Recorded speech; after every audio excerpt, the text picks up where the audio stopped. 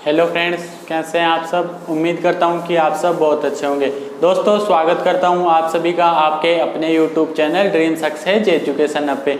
तो दोस्तों, अपने जो थर्ड चैप्टर चल रहा था उसमें अपन ने कल जो अपनी प्रीवियस क्लास थी उसमें अपन ने चर्चा की थी कि बैक क्रॉस क्या होता है और बैक क्रॉस के टू पार्ट्स होते हैं कि आउट क्रॉस क्या होता है और टेस्ट क्रॉस क्या होता है। अब दोस्तों, इस टॉपिक का इस चैप्टर का काफ़ी इंपॉर्टेंट जो मेंडल का वंशागति का तीसरा नियम या आनुवांशिकता का तीसरा नियम है उसके बारे में दोस्तों अपन बात करेंगे आज। और दोस्तों, इसके बाद अपन चर्चा करेंगे मेंडल के वंशागति के नियम के क्या क्या महत्व है। इसके साथ ही आज अपना ये चैप्टर कंप्लीट हो जाएगा। तो दोस्तों, जो मेंडल का तीसरा नियम था, वंशागति का तीसरा नियम या आनुवांशिकता का तीसरा नियम, ये दोस्तों इसका नाम था स्वतंत्र अपव्यवन का नियम। ये दोस्तों ये नियम था ना, काफी इंपॉर्टेंट लाइन ये है दोस्तों कि ये नियम द्विसंकर संकरण पर आधारित था। और जो दूसरा दोस्तों अपन ने पृथक्करण का नियम पढ़ा था और दोस्तों प्रभाविता के नियम, जो दोनों नियमों की चर्चा की थी वो दोस्तों एक संकर संकरण पर आधारित थे। और जो दोस्तों मेंडल का तीसरा नियम स्वतंत्र अपव्यवन का नियम है, ये द्विसंकर संकरण पर आधारित था। अब देखिए दोस्तों, ये नियम था क्या। तो दोस्तों, जब दो या अपन ने प्रभाविता के नियम में जो एक संकर संकरण में बात चर्चा की थी कि जब एक या एक से अधिक लक्षणों एक जोड़ी विपर्यासी लक्षणों वाले जनकों के मध्य क्रॉस करवाया जाता है तो उसे एक संकर संकरण कहते हैं। अब दोस्तों, द्विसंकर संकरण क्या होता है, जब दोस्तों दो या दो से अधिक विपर्यासी लक्षणों वाले जनकों के मध्य क्रॉस करवाया जाता है तो उसे द्विसंकर संकरण कहते हैं। या जिसमें दो लक्षणों की वंशागति का अध्ययन किया जाता है उसे दोस्तों द्विसंकर संकरण कहते हैं। अब देखिए दोस्तों, इस नियम में क्या है, जब दोस्तों दो या दो से अधिक विपर्यासी लक्षणों वाले जनकों के मध्य दोस्तों जब क्रॉस करवाया जाता है, जब संकरण करवाया जाता है, तो दोस्तों एक जो दो लक्षण होते हैं उनमें दोस्तों एक लक्षण की जो वंशागति होती है, उसके जो आगे बढ़ने की प्रोसेस होती है वो दोस्तों दूसरे लक्षण की वंशागति होती है। इन दोनों की वंशागति दोस्तों एक दूसरे की लक्षण जो होते हैं इनकी वंशागति पर कोई प्रभाव नहीं पड़ता है। दोस्तों अपन कह सकते हैं कि एक लक्षण की वंशागति पर दूसरे लक्षण की वंशागति का कोई प्रभाव नहीं पड़ता है। तो देखिए दोस्तों, अपन बात करते हैं मेंडल का जो वंशागति का तीसरा नियम है,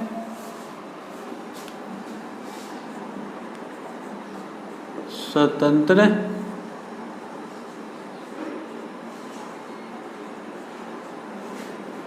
अपव्यवन का नियम।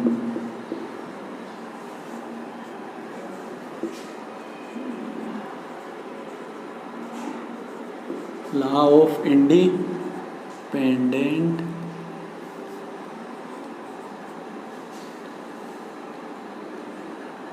असोर्टमेंट।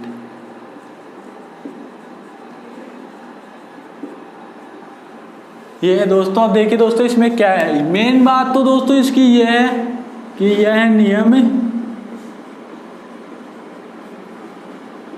द्विसंकर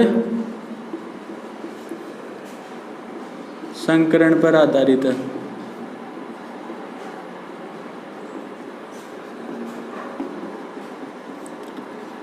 दोनों नियम पहले के जो अपन ने पढ़े थे प्रभाविता पृथक्करण का, उसमें अपन ने चर्चा की थी वो एक संकर संकरण पर आधारित नियम है। अब देखिए दोस्तों, इस नियम में होता क्या है, जब दो या दो से अधिक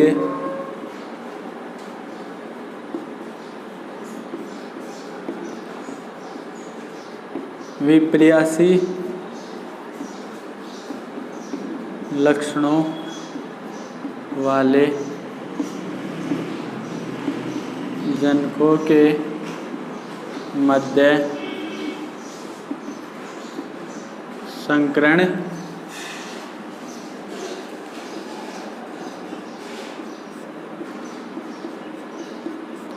करवाया जाता है तो एक लक्षण की वंशागति पर दूसरे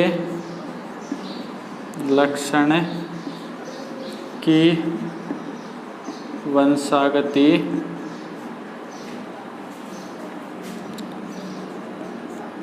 का कोई प्रभाव नहीं पड़ता है। मीन दोस्तों ये लक्षण स्वतंत्र रूप से अपने लक्षणों की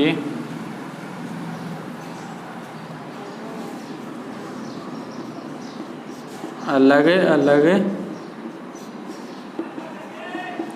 वंशागति करते हैं और इसी कारण दोस्तों इसको स्वतंत्र अपीवन का नियम कहा जाता है। तो दोस्तों अपन ने चर्चा की कि जब दो या दो से अधिक विपर्यासी लक्षणों वाले जनकों के मध्य जब क्रॉस करवाया जाता है, जब दोस्तों संकरण करवाया जाता है, तो दोस्तों एक लक्षण की जो वंशागति होती है वो दोस्तों दूसरे लक्षण की वंशागति पर कोई प्रभाव नहीं पड़ता है।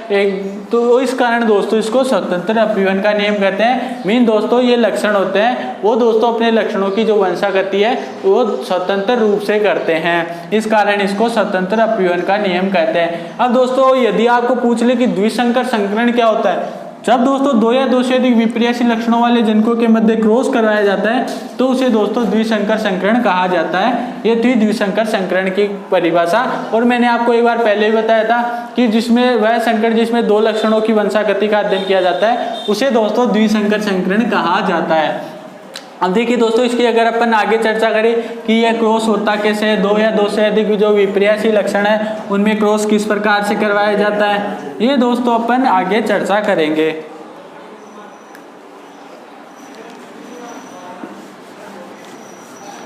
अब दोस्तों इसकी बात करते हैं अपन एग्जाम्पल्स की।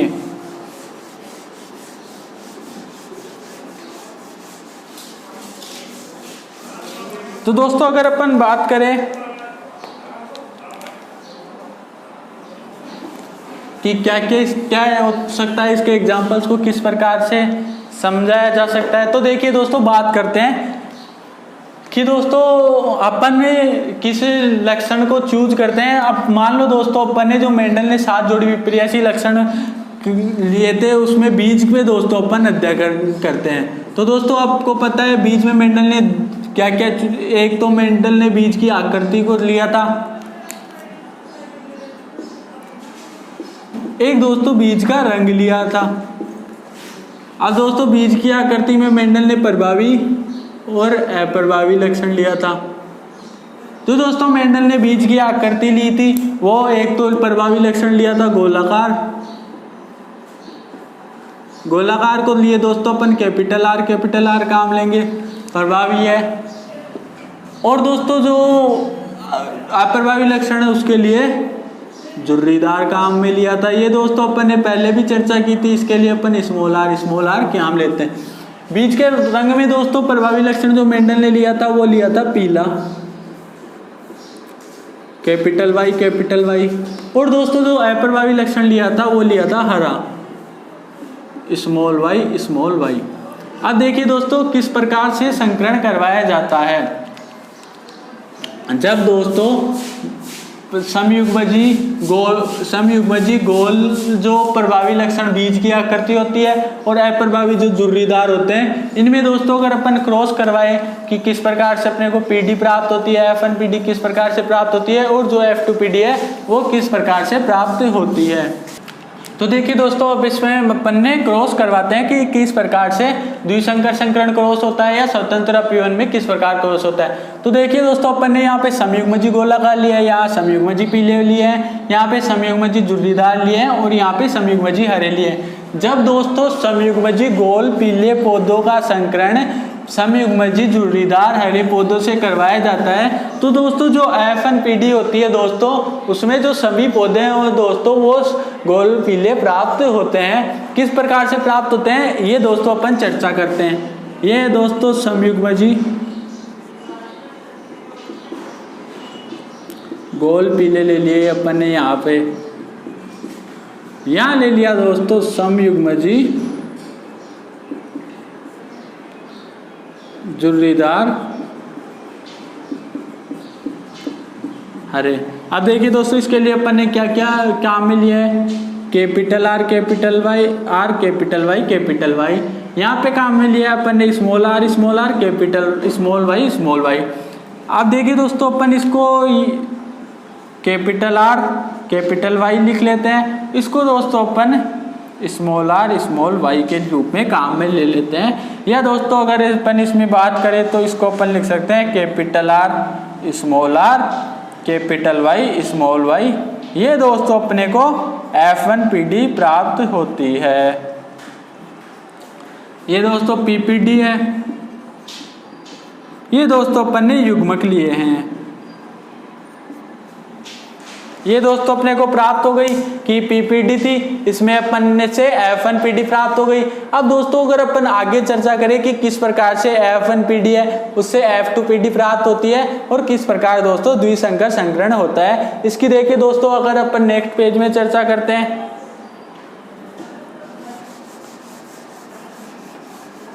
पहले दोस्तों अपन इसमें क्रॉस करवाते हैं कि इनमें क्रॉस तो मैंने आपको पहले 2 विधियां बता चुका हूं मैं आपको, capital R capital small R capital Y small Y. इनमें देखिए दोस्तों क्रॉस कैसे होगा, इसका क्रॉस इससे होगा, इसका क्रॉस इससे होगा, वैसे ही दोस्तों इसका क्रॉस इससे और इसका क्रॉस इससे होगा। अब देखिए दोस्तों रिजल्ट्स क्या प्राप्त होते हैं, capital R small Y capital R capital Y capital R small Y और स्मॉल आर कैपिटल वाई और स्मॉल आर स्मॉल वाई।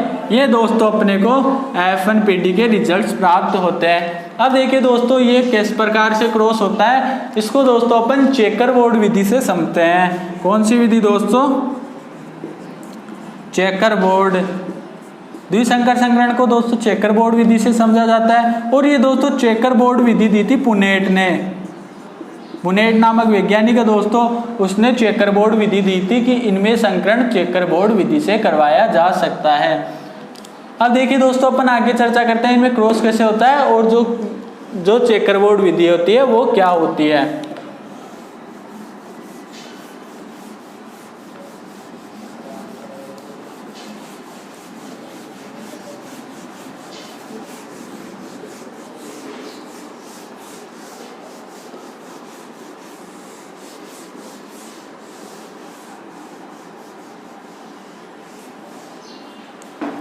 इनके रिजल्ट दोस्तों अपने को प्राप्त हुए थे,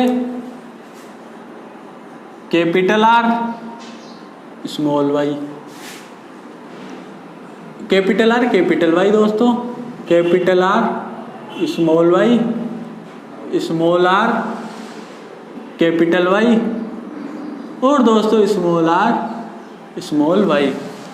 आपको पता है दोस्तों नर और मादा युग्मक अलग अलग होते हैं, तो ये दोस्तों अपने नर युग्मक काम ले लिए। ऐसे ही मादा युग्मक अगर अपन लिखें तो ये मादा युग्मक मान लो, अगर अपन नर युग्मक लिखे कैपिटल आर, ये सेम होंगे दोस्तों।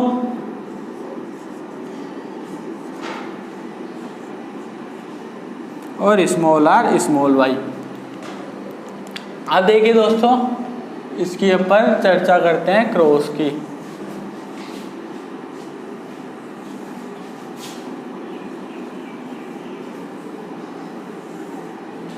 कि चेकर बोर्ड विधि क्या होती है, किस प्रकार से पुनेट ने दे दिया।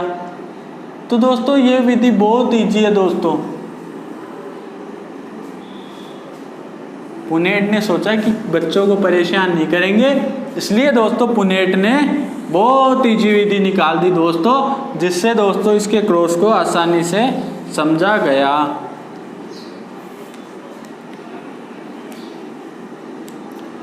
ये अपन ने मादा युग्मक काम ले लिया, ये नर युग्मक काम में लिए हैं। ये मादा युग्मक ये नर युग्मक। अब देखिए दोस्तों इनमें क्रॉस कैसे होता है दोस्तों, बहुत इजी है।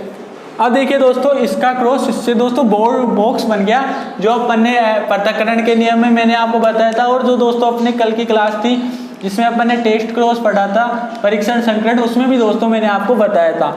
इनका क्रॉस इससे होगा तो दोस्तों कैपिटल आर कैपिटल वाई ये प्राप्त होता है। इसका क्रॉस इससे होगा दोस्तों, समझ गए होंगे दोस्तों आप। इसका क्रॉस इससे फिर इससे यहाँ पे होगा और इससे यहाँ पे होगा। ऐसे ही दोस्तों इसका क्रॉस होगा फिर इसका होगा। तो दोस्तों जो रिजल्ट्स होते हैं वो देखिए लिख देते हैं अपन।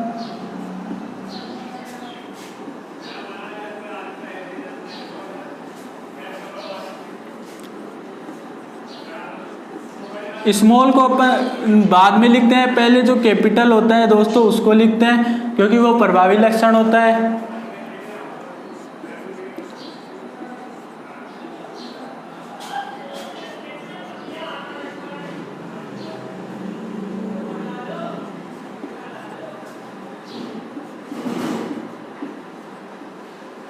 इसको दोस्तों रटने की ज़रूरत ही नहीं है, ये बस इसको समझ लो कि इसका क्रॉस किस प्रकार से होता है, और दोस्तों फिर इसको रटने की ज़रूरत ही नहीं पड़ती है।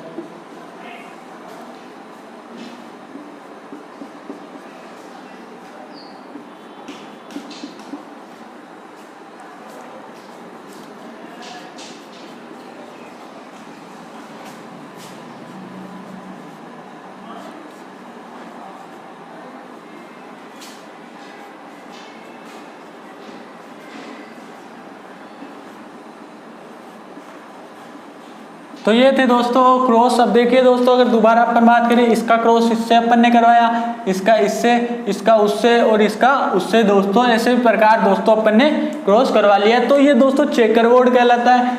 ये पुनेट ने दिया था, और इसको इस प्रकार से स्वतंत्र अपीवन का जो नियम है, द्विसंकर संकरण है, उसको चेकर बोर्ड विधि से समझाया जाता है। अब दोस्तों इनकी अगर अपन चर्चा करें कि इनमें गोल पीले कौन से हैं, पीले जुरीदार, हरे पीले, तो दोस्तों अपन ने अभी थोड़ी देर पहले बात की थी कि पीला गोल के लिए अपन ने कैपिटल आर काम लिया था, पीले के लिए अपन ने गोल और जुर्रीदार के लिए अपन ने स्मॉल आर काम लिया था, पीले के लिए अपन ने कैपिटल वाई काम लिया था, और जो दोस्तों हरा है उसके लिए अपन ने स्मॉल वाई काम में लिया था। ये दोस्तों इसके अब आपको पता है, देखो दोस्तों कैपिटल आर है और स्मॉल वाई है, तो दोस्तों ये है गोल पीले, गोल पीले हैं, ये दोस्तों गोल पीले हैं, क्योंकि दोस्तों देखो कैपिटल आर गोल है और ये पीले हैं, ये दोस्तों गोल पीले हैं, क्योंकि मैंने आपको बताया इसका प्रभाव इस पे पड़ता है। तो जो पहला लेटर होता है गोल है तो गोल ही लेंगे, ये दोस्तों कोई नहीं लेते हैं। गोल पीले है, ये भी दोस्तों गोल पीला है, ये भी गोल पीला है, ये दोस्तों गोल है। और दोस्तों अब देखिए दोस्तों, ये पीला नहीं है, ये है हरा, ये गोल पीला है, ये गोल हरा है दोस्तों,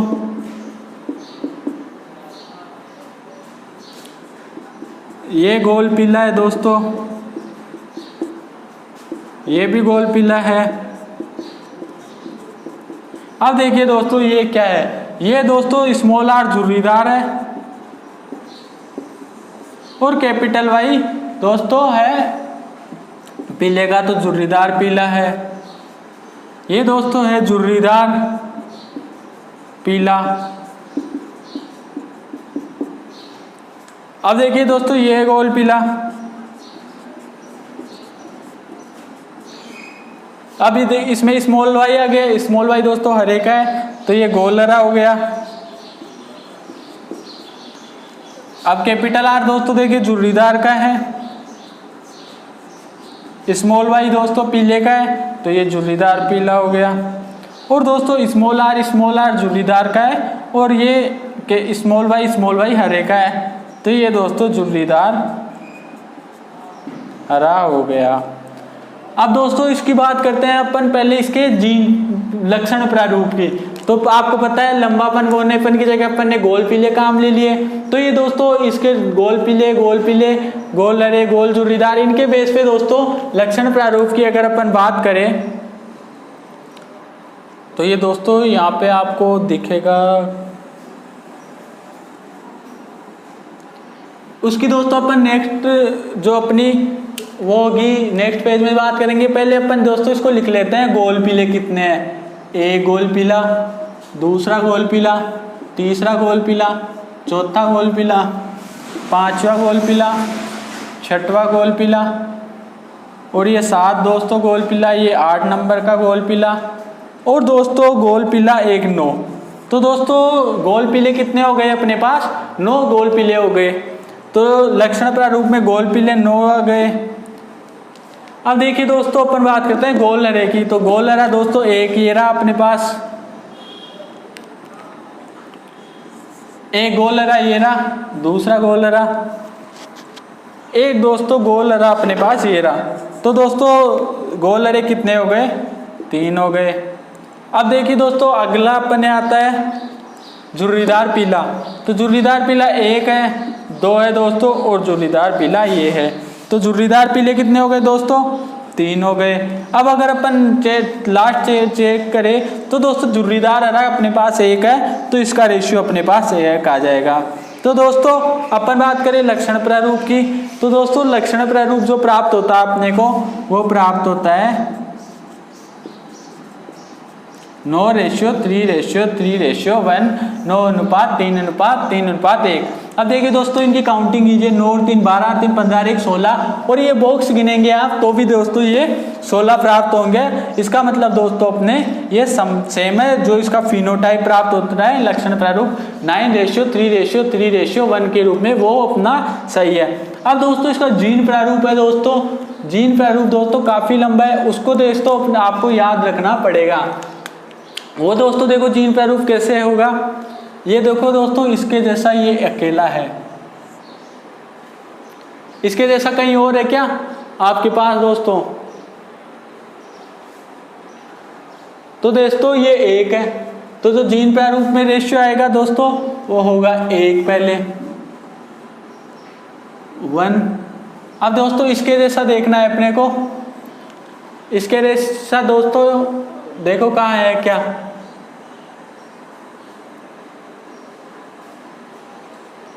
तो इसके जैसा ये रहा दोस्तों, ये हो गया। अब दोस्तों इसकी बात करें अपन कि इसके जैसा ये रहा दोस्तों, तो ये कितने हैं, 2 है, ये 2 है। अगले की बात करते हैं दोस्तों, ये कितने हैं, इनको अगर दोस्तों पर अपन काउंटिंग करेंगे तो एक तो ये रहा दोस्तों, एक ये रहा 2, एक ये रहा दोस्तों 3, और दोस्तों एक ये रहा, ये कितने हैं 4।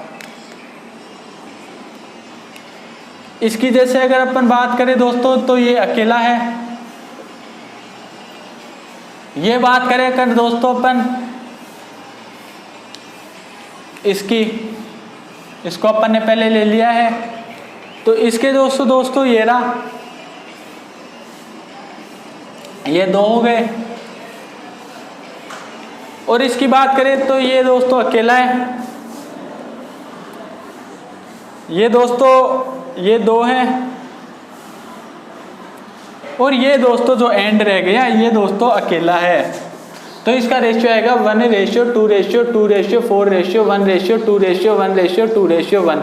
अब दोस्तों इस जीन प्रारूप को आप याद कैसे करेंगे, इसको आप याद करेंगे 12 24 12 12 1, ऐसे दोस्तों आप नंबर के हिसाब से इसको याद कर सकते हैं, या आप काउंटिंग करोगे तो दोस्तों आपको बहुत अधिक टाइम लग जाएगा। इसको दोस्तों आप याद रख सकते हैं, आप 1 को देख लोगे ये 1 है, इस टाइप के 2 हैं, इस प्रकार से दोस्तों आप जीन प्रारूप कर सकते हैं। लक्षण प्रारूप आपके फिनोटाइप 9:3:3:1 प्राप्त हुआ। और दोस्तों इसका जीनोटाइप जीन प्रारूप होता है आनुवंशिक की रचना के आधार पर जो देखा जाता है, वो रेशियो अपने 1:2:4:1:1:2:1:1 अपने को प्राप्त होता है। उसको आप गिनती के रूप में या नंबर के रूप में याद रख सकते हैं 12 24 12 12 1। अब दोस्तों अपन आगे चर्चा करते हैं, जो इस चैप्टर का लास्ट टॉपिक है वो है मेंडल के वंशागति के जो नियम है उसके महत्व क्या क्या है। तो देखिए दोस्तों अपन बात करते हैं मेंडल के नियम के वंशागति के महत्व।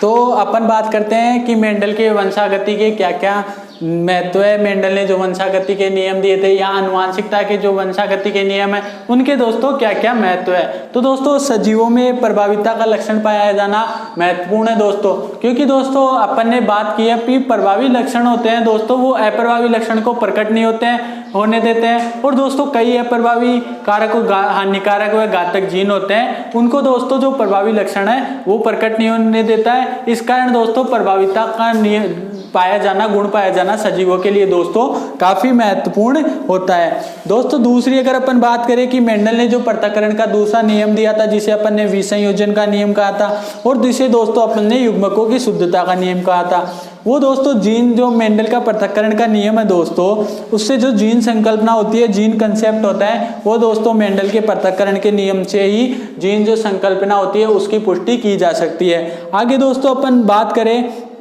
कि मेंडल के नियमानुसार दोस्तों एक जो जीन होता है, एक जीन में दोस्तों दो युग्म विकल्पी होते हैं, तथा दोस्तों ये जो युग्म विकल्पी जो जीन में दो युग्म विकल्पी पाए जाते हैं, ये दोस्तों दो विपर्यासी जो लक्षण पाए जाते हैं उनको नियंत्रित करते हैं। आगे दोस्तों 4 नंबर की अगर अपन बात करें दोस्तों, तो मेंडल का जो नियम होते हैं दोस्तों, मेंडल के वंशागति के नियम से दोस्तों संकर संतति में जो उत्पन्न नए लक्षण के बारे में पता चलता है कि संकर संतति में कौन से लक्षण उत्पन्न होते हैं, इसके बारे में दोस्तों मेंडल के वंशागति के नियमों से पता चलता है। आगे दोस्तों अपन बात करें कि जो संकरण विधि होती है उससे अनुपयोगी जो लक्षण पाए जाते हैं, अनुपयोगी कैरेक्टर्स जो पाए जाते हैं उनको हटाया जा सकता है, तथा जो दोस्तों उपयोगी लक्षण पाए जाते हैं उनको दोस्तों एक ही जाति में दोस्तों प्रवेश करवाया जा सकता है या एक ही जाति में लाया जा सकता है उपयोगी लक्षणों को। आगे दोस्तों अपन बात करते हैं कि मेंडल के जो नियम होते हैं उनसे रोग प्रतिरोधक क्षमता, रोग प्रतिरोधक तथा अधिक उत्पादन करने वाली जो फसल होती है वो दोस्तों उसकी किस्में भी विकसित की जा सकती है। और दोस्तों नेक्स्ट जो अंतिम मेंडल के वंशागति के नियम का महत्व की बात करें तो दोस्तों मानव सुधार से संबंधित विज्ञान की एक शाखा होती है जिसे सुजनकी कहा जाता है। और जो दोस्तों वो सुजनकी जो मानव जाति के सुधार से संबंधित विज्ञान की शाखा है वो दोस्तों मेंडल के नियमों पर ही आधारित होती है दोस्तों। तो ये थी दोस्तों अपने आज की क्लास, और इसी के साथ दोस्तों आपका ये जो चैप्टर है जिस जेनेटिक्स जिसको अपन ने स्टार्ट किया था वो कंप्लीट हो गया है। उम्मीद करता हूँ दोस्तों आपको वीडियो पसंद आया होगा। यदि वीडियो पसंद आए तो लाइक कीजिएगा, शेयर कीजिएगा, और यदि आप चैनल पे नए हो तो सब्सक्राइब कीजिएगा। थैंक यू दोस्तों।